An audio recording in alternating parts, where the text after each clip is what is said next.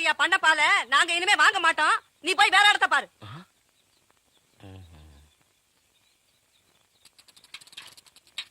இந்த பாரியா, இந்த ஊரு மானத்தை வாங்க வந்த பாலப்பட்டி ஜமீனுக்கு பொண்ணை கொடுக்க போறாரு உங்க செல்வராஜையா. அவர் பண்ண பால நாங்க வாங்க மாட்டோம். ஏன்னா மானம் ரோஷம் சூடு சொரணை எங்களுக்கு இருக்கு.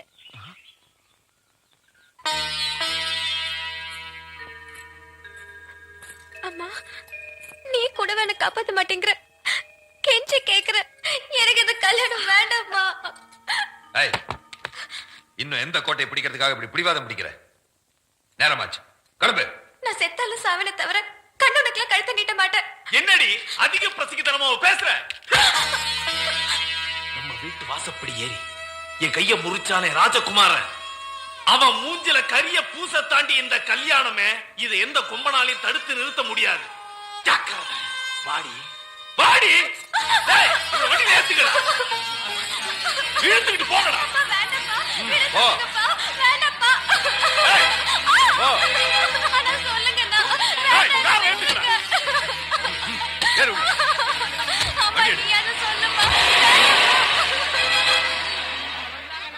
அத்தா அத்தா, நீங்க தான் அத்தா காப்பாத்தணும். நான் யாரை காப்பாத்தணும்? அத்தா, செல்வராஜ் ஐயா கட்டாய கல்யாணம் பண்றதுக்காக செல்விய கதற கதற கார்ல தூக்கிட்டு போறாரா அத்தா. அந்த பொண்ணோட நிலைமை பார்க்க எங்களால தாங்கிக்கவே முடியல அத்தா. அம்மா, நான் போய் சொன்னதே நினைச்சு நினைச்சு வருத்தப்பட்டுக்கிட்டு இருக்க ராசப்பு மனசை மாத்தி செல்வியை காப்பாத்துறது உங்க கையில தான்மா இருக்கு. ஊர் ஜனமே உங்க பின்னால வர்றோம். நீங்க தான் அத்தா ஒரு நல்ல முடிவை சொல்லணும்.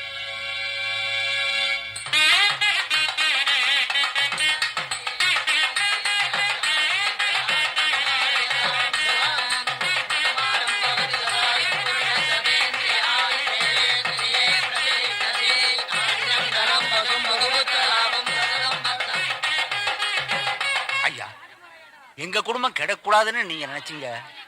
இப்போ செல்வியோட வாழ்க்கை கெட்டுடக்கூடாதுன்னு தான் உங்களை பார்க்க வந்திருக்கோம். ராஜா, ஏற்கனவே நாங்க ஒரு பொண்ணை இழந்துட்டோம். இன்னொரு பொண்ணையும் இழக்கிறதுக்கு நாங்க தயாரா இல்ல. ஐயா, நம்ம ஊர்ல வீசுற காத்துல கூட கரபடியாதுன்னு சொல்லுவாங்க. அநியாயமா அந்த பொண்ணு வாழ்க்கையில கரபடிய போகுதுங்க ஐயா. நீங்க மனசு வச்சா தாயா காப்பாத்த முடியும். ராசப்பு, இந்த ஏழை ஜனங்களுடைய நிலத்தை எல்லாம் நஞ்சி ஆக்கி புட்டு உங்க வாழ்க்கையை பாலைவனம் ஆக்கிறதுக்கு நாங்க ஒருபோதும் சம்மதிக்க மாட்டோம். ராசப்பு, சம்மதிக்க மாட்டோம். ஐயா,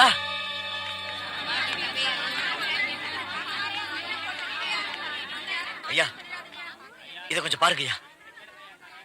என்ன எழுதிருக்குன்னு படிச்சு பாருங்க ஐயா. ஐயோ, யாரே காப்பாத்துங்களே.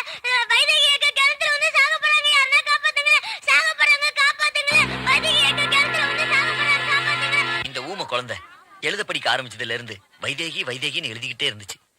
ஏதோ விளையாட்டுக்கு தான் எழுதுன்னு நான் நினைச்சேன். ஆனா இப்பதான் புரியுது, வைதேகி இறந்த அன்னைக்கு கருப்பராயன் கோயில்ல நடந்ததை இவ பாத்திருக்கா. ஐயா, என்ன மன்னிச்சிடு கருப்பராயா. எப்பவுமே விளையாட்டா கூட போய் சொல்லாத என் மாமன் முதல் தடவையா போய் சொல்றதுக்கு நான் காரணமாயிட்டேன். என்ன மன்னிச்சிடு கருப்பராயா, என்ன மன்னிச்சிடு.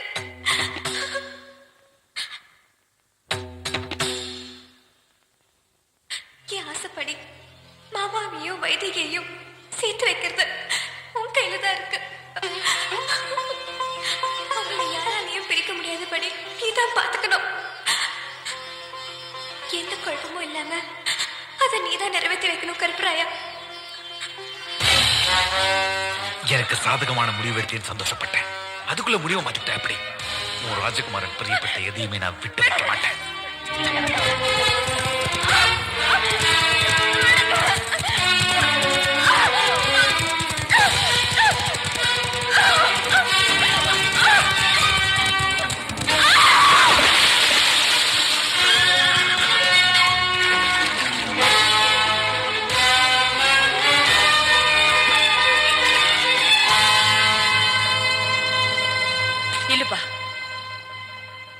செல்விய கட்டிக்கிறேன்னு ஒரு பொய்ய சொல்லிட்டு வாழ்நாள் பூரா வருத்தப்பட்டு இருக்கியே. இப்ப அந்த பொய்ய உண்மையாக்குறதுக்கு ஒரு சந்தர்ப்பம் கிடைச்சிருக்கு. ராஜா, அந்த பொய்ய உண்மையாக்கிட்டு தான் நீ என் மூஞ்சில முழிக்கணும். அப்பதான் எனக்கும் பெருமை, உங்க அப்பாவுக்கும் பெருமை.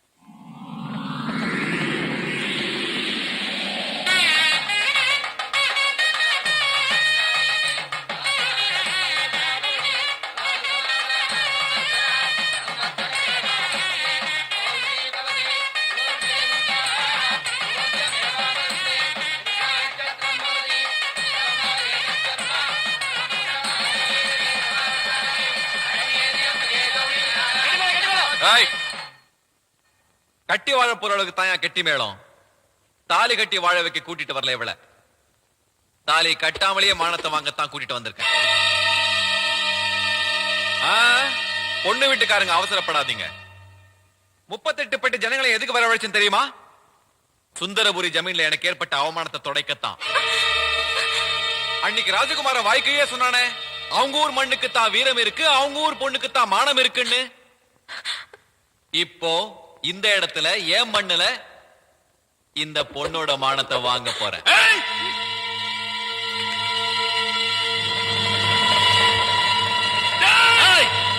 இதாண்டா இந்த மண்ணோட அழகு. வாமா படி.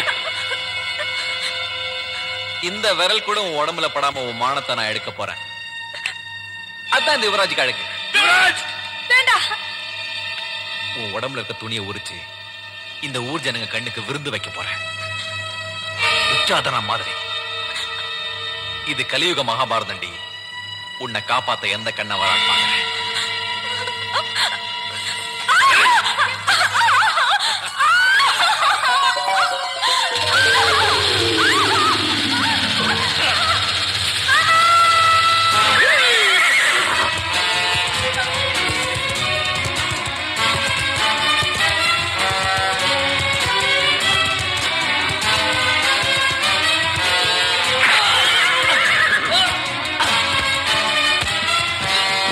ஏய்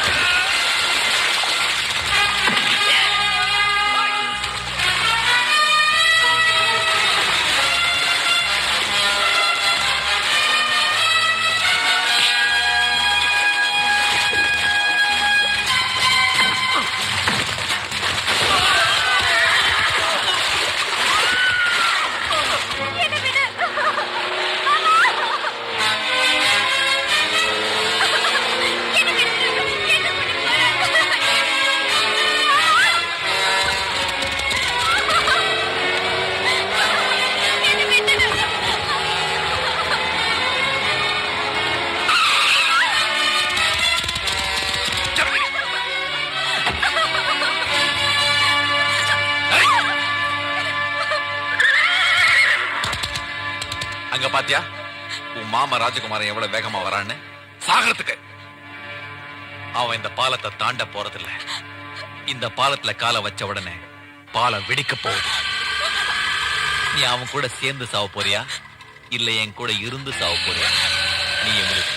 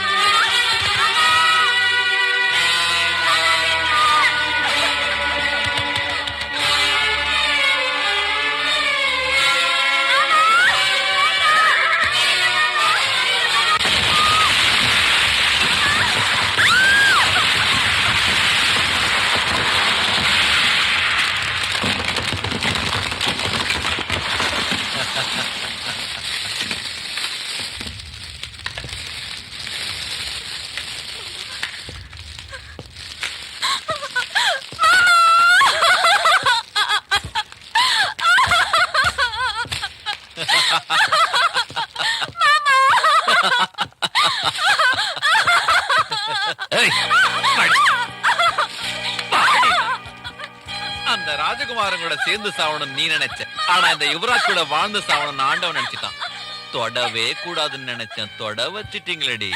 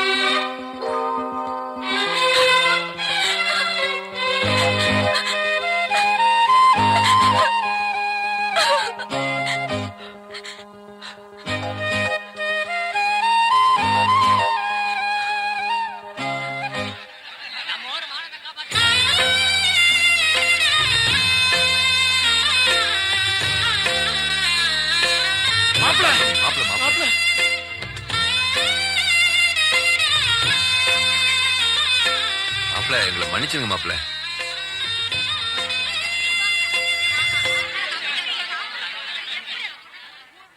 அம்மா, எங்களுக்கு நீங்க தான் ஆரத்தி எடுக்கணும்.